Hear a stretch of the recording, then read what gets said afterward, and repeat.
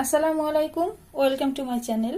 Friends, আজ আপনাদের সামনে আমি গরুর মাংসেরই একটা রেসিপি নিয়ে আসলাম, একটু অন্যভাবে। এই মাংসটা রান্না করতে এখানে আমি মাংস নিয়ে নিয়েছি, দেখতে পাচ্ছেন। আর নিয়ে নিয়েছি এখানে পেঁপে, একটু গ্রেট করে নিয়েছি খোসা সহ। আর এখানে রয়েছে আদা বাটা, গরম মশলা বাটা, দারচিনি এলাচ দিয়ে, আর হচ্ছে কাঁচা ঝাল বাটা, পেঁয়াজ বাটা, জিরা বাটা, রসুন বাটা। আর এখানে রয়েছে পেঁয়াজ কুচি করে রাখা, আর ঝালের গুঁড়া, হলুদ, লবণ, তেজপাতা, দারচিনি, এলাচ। আর এখানে রয়েছে তেল। তো এখানে আমি একটা প্যান নিয়ে নিয়েছি। এখন আমি এখানে অয়েল দিয়ে দিব। আসলে আমরা গরুর মাংসটা খেতে কিন্তু সবাই অনেক পছন্দ করি, কিন্তু দেখা যায় কি অনেক সময় স্বল্পতার কারণে খাওয়া হয় না, মানে অনেক টাইম লাগে দেখে এটা করা হয় না। আবার মানে এটা এক একজন এক একভাবে রান্না করে। তো আমি আপনাদের আজকে যেভাবে রান্না করে দেখাচ্ছি, এটা বাসায় ট্রাই করে দেখতে পারেন, আশা করি ভালো লাগবে। তো প্রথমে আমি এখানে পেঁয়াজ কুচিগুলো দিয়ে দিব।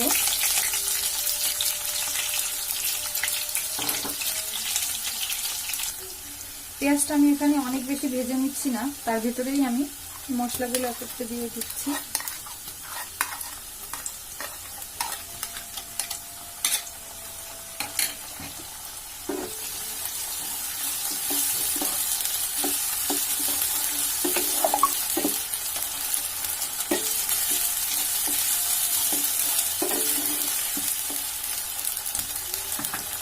এর ভিতরে যে মশলাগুলো রয়েছে এগুলো আমি দিয়ে দিব,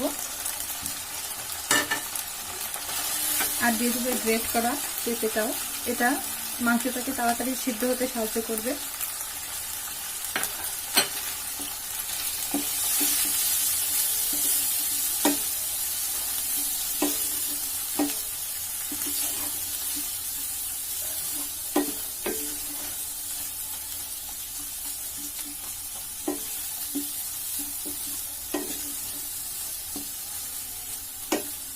আর আমি মাংসের মশলাটাকে অনেক বেশি কষাবো না, জাস্ট এই মাংসটাকে পুরোটাই দিয়ে দিব।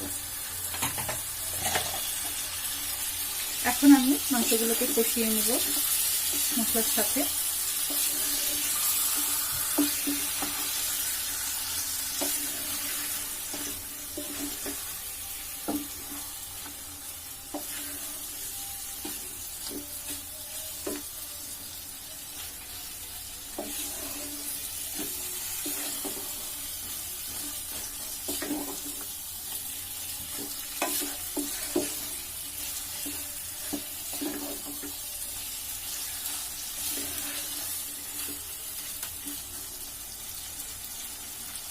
এখন আমি এটা একটু ঢাকনাটা দিয়ে ঢেকে দিব।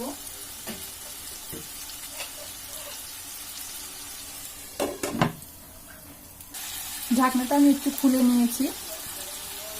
এখন আমি এর ভিতরে যে মশলাগুলো দিয়েছিলাম সেই মশলার পাত্রটা জাস্ট একটু ধুয়ে একটু পানি দিয়ে দিলাম অল্প পরিমাণে।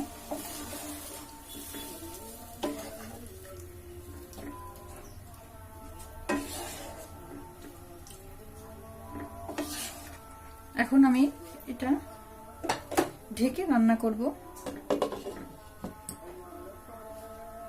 আমি কিন্তু এখানে অল্প পরিমাণে পানি দিয়েছি, দেখতে পাচ্ছেন, জাস্ট বাটিটা ধুয়ে পানি দিয়েছি। এখন এটা দিয়ে আমি মাংসটাকে খুব ভালোভাবে কষিয়ে নিব।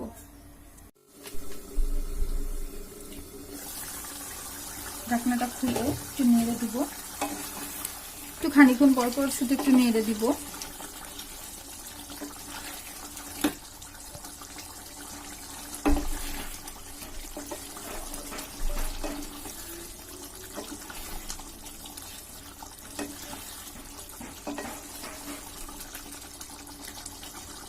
পানিটাকে পুরো শুকিয়ে নিতে হবে।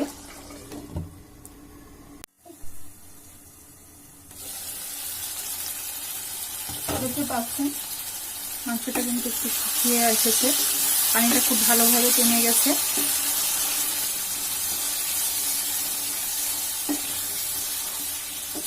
এখন এর ভিতরে পানি দিয়ে দিতে হবে।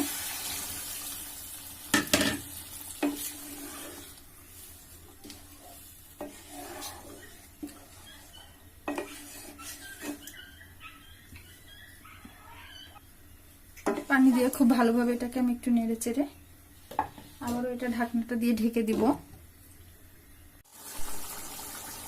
ঢাকনাটা খুলে নিয়েছি, দেখতে পাচ্ছেন এখানে এখন একটু পানি আছে, জাস্ট এটাকে আরো একটু শুকিয়ে নিতে হবে।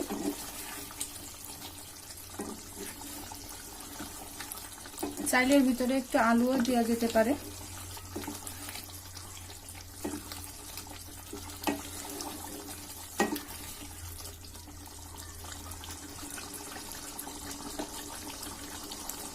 আরেকটু এটাকে পানিটাকে শুকিয়ে নিব। এখানে দেখতে পাচ্ছেন মাংস কিন্তু তেল উঠে গেছে। এখন আমি করব কি, এর ভিতরে লেবুর রস দিয়ে দিব। আপনাদেরকে একটা টিপস বলে রাখি, গরুর মাংস যদি লেবুর রসটা একটু দেন তাহলে এটা এত সুন্দর একটা টেস্ট আসে, কি বলবো আপনাদের, একবার দিয়ে দেখবেন।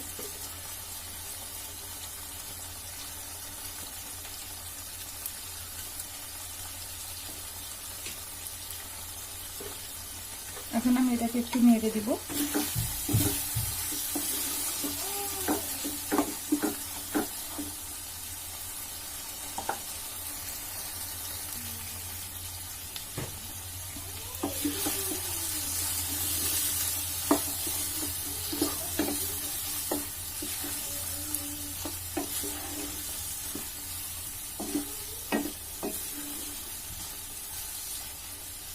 মাংসটাকে একটু চেক করে নেবেন যে লবণটা ঠিক আছে কিনা।